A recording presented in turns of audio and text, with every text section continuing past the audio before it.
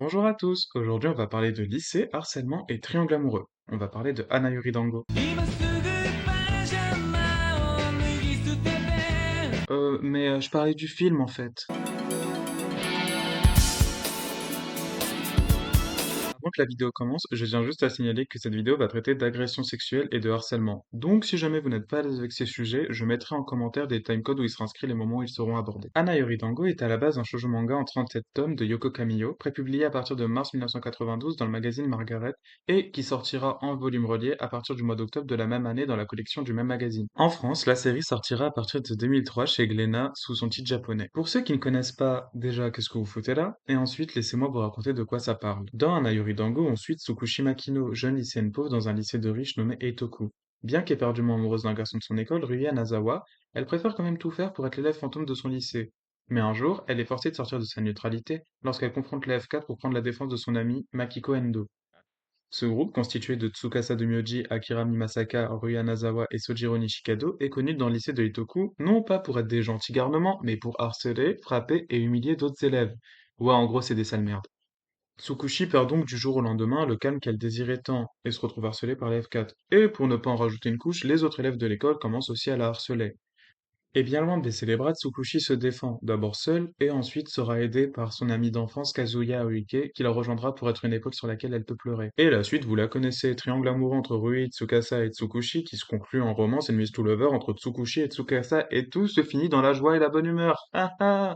Bref, c'est en gros le scénario du film Rose Bonbon transposé au Japon et étalé sur 37 tomes au lieu de 1 heure et demie. Bon, en vrai, j'ai l'air de me moquer dit comme ça, mais en vrai, j'aime beaucoup Ana Yori Dango. Bon, c'est pas non plus mon shoujo préféré, j'ai mes réserves sur certains points, notamment les personnages comme Tsukasa et les parents de Tsukushi, et la traduction française discutable, mais mis à part ça, j'aime l'histoire et les personnages, qui, bien qu'ils soient imparfaits, sont tous bien écrits, et certains sont même très attachants, comme Kazuya. Et même si ce n'est pas l'adaptation que je traiterai aujourd'hui, j'aimerais quand même tirer mon chapeau à l'adaptation animée de 1996, qui reprend tout ce que j'aimais dans le manga et qui change plus ou moins ce qui me dérange, comme la disparition de Makiko après les deux premiers chapitres, alors qu'elle est plus présente dans l'anime, et les parents de Tsukushi qui sont moins étouffants que dans le manga. Bien que ce deuxième point est sûrement dû au rythme lent de l'anime qui a contrasté avec le rythme de ma lecture. Mais ça ne retire pas le fait que l'anime est bon, malgré une animation qui se détériore au fil des épisodes. Déjà qu'elle n'était pas non plus incroyable à la base. Maintenant qu'on est tous un peu près familiers avec ce qu'est Yuri Dango, je vais enfin pouvoir vous parler de l'adaptation sélectionnée pour cette vidéo. Mais avant tout, faut savoir que ça a été une galère de choisir une adaptation. Yuri Dango a été adapté sous tellement de formats: animé, drama, film, comédie musicale, roman, drama audio, jeux vidéo, et t'as même des adaptations qui ont le droit à des remakes. Bref, il y en a pour tous les goûts, et quand on voit que la dernière adaptation en date est assez récente, je pense sans me tromper qu'Anne Dango est encore loin de connaître une fin en ce qui concerne la multitude d'adaptations. D'ailleurs, si une de ces adaptations pourrait remettre le personnage de Kazuya, sérieusement, en dehors de l'anime et de l'adaptation taïwanaise, tous les autres portages ont oublié son existence. Ana Yori Dango est donc un film japonais sorti le 19 août 1995 au Japon et qui n'est jamais sorti en dehors de son pays d'origine. Le film a été fait pour le Bokutachi no Eigai Shirizu, un projet de Fuji TV et Toei qui consistait à adapter de 1995 à 1997 deux shoujo manga par an, même si le dernier film de cette série est une adaptation d'un jeu vidéo. Pour des raisons budgétaires, les deux films étaient réalisés en même temps, et celui d'Anna Yuridanko ne fait pas exception, puisqu'il a été réalisé en même temps que l'adaptation du manga inédit en France, Shiratori Reiko de Gozaimasu, de l'autrice Yumiko Suzuki. Le film a été réalisé par Yusuyuki Kusuda et scénarisé par Mika Umeda, dont ce sera pour les deux le seul film pour le cinéma, le reste de leur filmographie n'étant constitué que de séries et de téléfilms. Et retenez cette information parce qu'elle sera importante pour la suite. Les raisons pour lesquelles, parmi toutes les adaptations d'Anna Yuridango, j'ai décidé de prendre un film cheap de 1995 sont simples. Déjà, c'est une des adaptations oubliées. Anna Yuridango est aujourd'hui surtout connue pour ses adaptations en drama, donc cette vidéo c'est un peu une façon de redonner de la visibilité à ce film que j'aime et qui a été oublié trop tôt. Quoique, dans les adaptations oubliées, je pourrais aussi parler du film d'animation sorti en 1997, assez peu connu car étant une adaptation très peu fidèle, puisqu'elle transpose l'histoire et les personnages dans une troupe de danse new-yorkaise. La deuxième raison, c'est parce que c'est à ma connaissance la seule adaptation qui a décidé de reprendre l'histoire d'origine avec humour.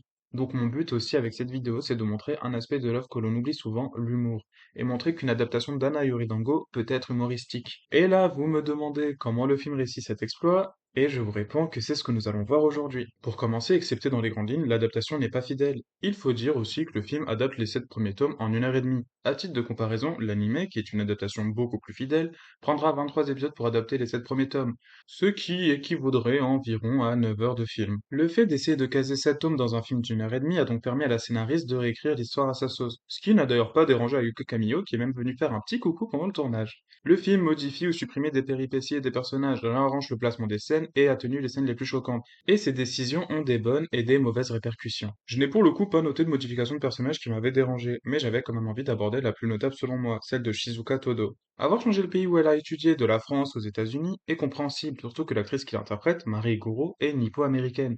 Et ça a du coup même permis des scènes où le personnage s'exprime en anglais, They say that if you wear nice shoes, those shoes take you to nice places. que l'on n'aurait probablement pas pu avoir si le personnage avait été français. Ma mère est française. En revanche, je suis un peu plus gêné par les suppressions des personnages. Bon, je veux bien comprendre qu'en 1 heure et demie, on ne pouvait pas caser tout le casting du manga, que ce soit les amis et les familles des personnages. D'ailleurs, j'adore le fait que pour justifier l'absence des familles, le film, plutôt que de se passer dans un lycée, se passe maintenant dans une université. Mais je trouve qu'il y a 2 personnages pour lesquels leur absence me dérange. Le premier personnage, c'est la sœur de Tsukasa, Tsubaki. Dans le film, le personnage est mentionné pendant tout le long. Mais à aucun moment du film elle n'apparaît.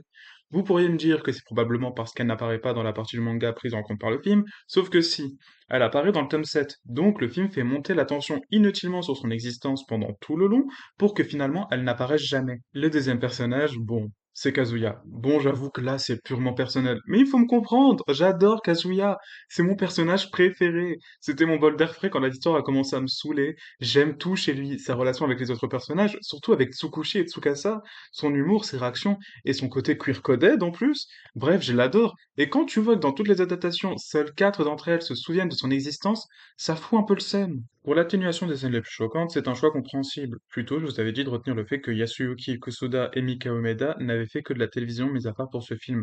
Eh bien, c'est en réalité le cas de toute l'équipe du film. Même concernant les acteurs, ce sera pour la majorité d'entre eux leur premier rôle. Comme les règles de la manière de montrer le drame est très différente entre une série télévisée et un film, je pense que l'équipe ne voulait pas essayer de faire un film dramatique qui aurait pu avoir l'air raté.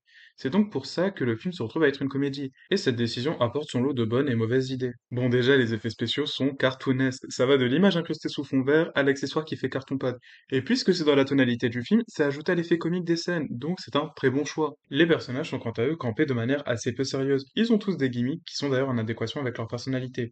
Tsukushi a cette démarche de winner, et Tsukasa a l'air de vouloir se battre à chacun de ses dialogues. なんだその態度はこの俺が助けてやったのに Et on a même la présence d'un chœur qui réagit à l'action jouée par les élèves de Eituku. 牧野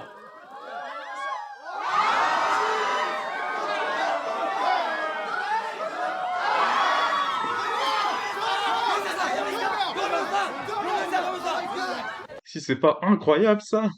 Bon, les costumes, quant à eux, sont assez simples. Film qui est contemporain à sa décennie oblige, les personnages portent tous des tenues de tous les jours. Même s'il y a certaines bizarreries comme la tenue de Tsukasa.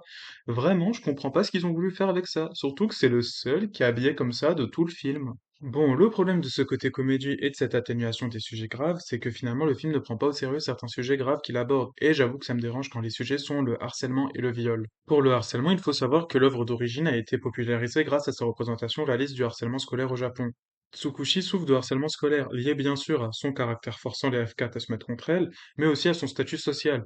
Tsukushi est une pauvre dans une école de riches, et ses camarades de classe n'hésitent pas à lui rappeler, notamment car son prénom veut dire en japonais mauvaise herbe. Grosso modo, Tsukushi est une fille rejetée par le groupe social qu'elle doit côtoyer de manière journalière sous simple prétexte qu'elle est différente. Dans le film, point de tout cela, le harcèlement de Tsukushi est montré dans les premières minutes du film, et puis totalement oublié. Et si encore le harcèlement était montré avec tout ce qu'il implique, je n'en voudrais pas au film d'avoir passé aussi peu de temps sur le sujet. Le problème, c'est que le film en fait des caisses, et essaye de faire rire de la situation en ajoutant un effet accéléré, des filtres colorés et des effets visuels dignes d'un prank. Ajoutez à ça la chanson J-pop qu'on entend pendant la quasi-totalité de la scène qui crée une dissonance avec ce que l'on voit, ça fait que malheureusement cette partie est décevante. Ah, et je ne vous parle même pas de la tentative de viol collectif qui est aussi montrée avec de l'humour. Pourtant, le film fait des exploits dans cette même atténuation. Bon, on va devoir reparler tentative de viol, mais cette fois-ci ce sera de manière plus poussée. Dans le manga, Tsukasa tombe amoureux de Tsukushi, et quand il apprend au moment où les deux font semblant d'être en couple que cette dernière aimerait lui, il attend que les deux soient seuls au lycée pour la confronter en essayant de la frapper, la poursuivre dans le lycée, la plaquer au sol et essayer de la violer. Il ne s'arrête que quand il se rendra compte que Tsukushi pleure, alors qu'elle lui avait déjà demandé avant de s'arrêter. Plus tard, Tsukushi demandera à Tsukasa de s'excuser parce qu'elle est traumatisée d'avoir failli se faire violer, et il lui dira grosso modo d'aller se faire foutre. 謝ってくれたらあのことは犬に噛まれたと思って忘れてあげる。犬？俺が犬？物の例えよ。早く謝って。やだね。あれはお前が謝るべきだ。何言ってんのよ。いいか？俺は絶対に謝んねえぞ。大体お前が悪いんだ。私が何したって言うのよ。そういうとこがアホだって言うんだ。やば、マジで気持ち悪い。お前な、もう少し考えて行動取れ。あんたに言われたか。Dans le film, la scène a été très modifiée. Ouais, faut pas déconner, c'est une des scènes dramatiques du manga, ils allaient pas la retirer non plus, hein. Déjà, on n'a plus toute cette violence de la part de Tsukasa. Ensuite, la tentative de viol est retirée. Bon, le baiser forcé est conservé, mais Tsukasa s'arrête bien plus tôt que dans le manga. Et surtout, le film a eu la bonne idée de rajouter des excuses, sans vraiment être des excuses, de la part de Tsukasa. 泣くな。もうしないから。お前を信じるよ。Et je vous jure que quand de base cette scène c'était votre bête noire de l'œuvre originale, voir une adaptation la changer, ça a créé une sorte de soulagement. D'ailleurs, du coup, la scène de Tsukushi qui demande des excuses est elle aussi modifiée. Elle se passe avant cette agression et elle demande des excuses liées au harcèlement que Tsukasa lui fait subir. Et c'est là où il ne s'excuse pas. Et bizarrement, ça me dérange moins. Pourquoi? Parce que dans le film, c'est assez obvious que Tsukasa, trop occupé à être un gosse de riche pour y gâter, ne se rend pas compte du mal qu'il fait aux gens. Il y a qu'à juste voir sa réaction à la tentative de viol collectif. 大体俺は強姦しろなんて頼んだ覚えねえぞ。でも道明寺さんいたずらしろって。そうですよ。バカ野郎。いたずらっつうのはな、ソフトクリームで顔グリグリってやるとか、寝てる間にひげをかくとか。はあ？ Il désapprouve quand le harcèlement subi n'est pas enfantin, et c'est d'ailleurs, je pense, la raison pour laquelle le harcèlement de Tsukushi est au début du film montré de manière si humoristique, puisqu'ici, Tsukasa a juste l'air de vouloir donner une leçon à Tsukushi sans pour autant la traumatiser. Tu devrais prendre exemple, Tsukasa du manga. Tiens, d'ailleurs, vu que je parle du manga, on remarquera que le film peut peut-être avoir inspiré l'autrice sur un point du scénario, le couple Tsukushi et Tsukasa. Yoko Kamiyo avait hésité jusqu'à l'arc de New York, donc les tomes 29 et 30, que Tsukushi finisse avec Rui comme c'était prévu à la base. Dans le film, la conclusion est que, bien qu'elle aime Rui, Tsukushi a plus une sorte d'idéalisation à son égard, qui n'est pas de l'amour, et donc préférera Tsukasa. Donc voilà, vous savez maintenant pourquoi ce film est une de mes adaptations préférées de Hanayori Dango. On parlera un jour de mon autre adaptation préférée qui est le film de 1997, mais avant de vous quitter, je voulais juste remercier l'équipe de fansub Kumu no Toile qui a traduit le film en français.